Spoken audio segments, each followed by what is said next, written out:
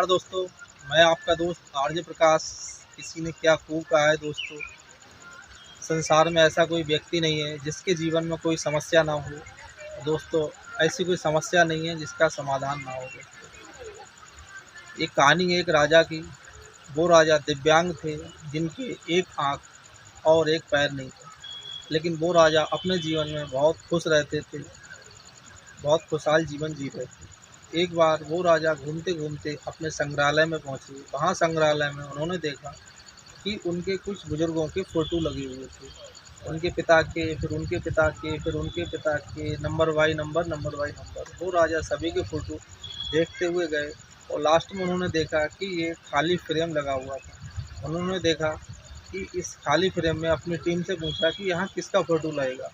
तो उनकी टीम ने बताया, राजा की टीम ने, कि यहाँ पर राजा जी महाराज, यहाँ पर आपका फ़ोटो लगेगा आपके ना होने के बाद। तो राजा ने सोचा कहीं ऐसा ना हो कि ये लोग मेरे ना होने के बाद मेरा अच्छा फ़ोटो ना लगा पाएँ।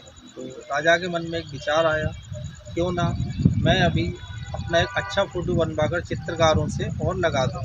तो राजा ने आदेश किया अपनी टीम को कि भाई सभी मेरे राज्य में जो भी अच्छे चित्रकार हैं, एक्सपर्ट, उन सभी को बुलाया जाए।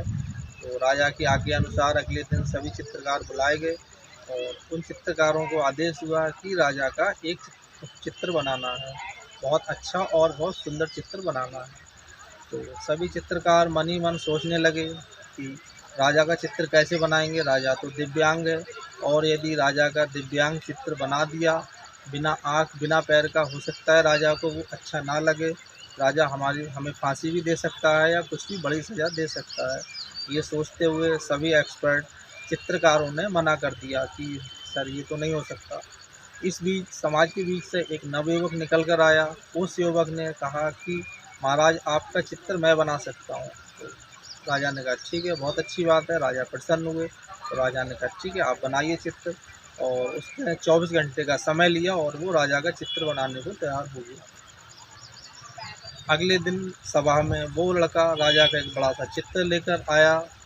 राजा ने देखा, वो पेंटिंग बहुत ही सुंदर थी राजा की, जिसमें राजा घोड़े पर बैठे हुए एक निशाना साध रहे थे।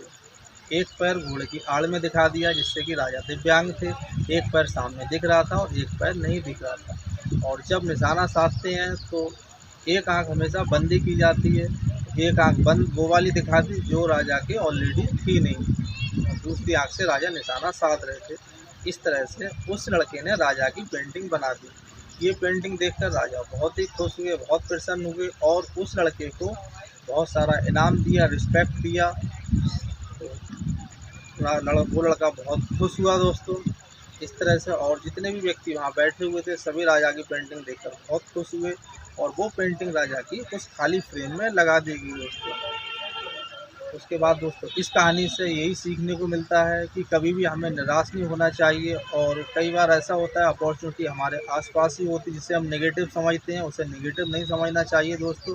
उसमें भी कोई ना कोई अपॉर्चुनिटी छिपी होती है दोस्तों। जैसे कि जितने और सभी चित्रकार थे, उन्होंने मना कर दिया कि राजा की पेंटिंग नहीं बन सकती, कैसे दिखाएंगे, राजा तो दिव्यांग है। लेकिन उस युवक ने उसे करने की कोशिश की, उसने उसी समस्या में समाधान ढूंढा और नया कुछ करके दिखाया दोस्तों। इसलिए दोस्तों, हमें कभी भी निराश नहीं होना चाहिए और कुछ नया ऐसा करना चाहिए दोस्तों, जिससे कि दोस्तों कुछ कर दिखाओ, ऐसा दुनिया बनना चाहें आपके जैसा दोस्तों। खुश रहें, सुरक्षित रहें दोस्तों। धन्यवाद।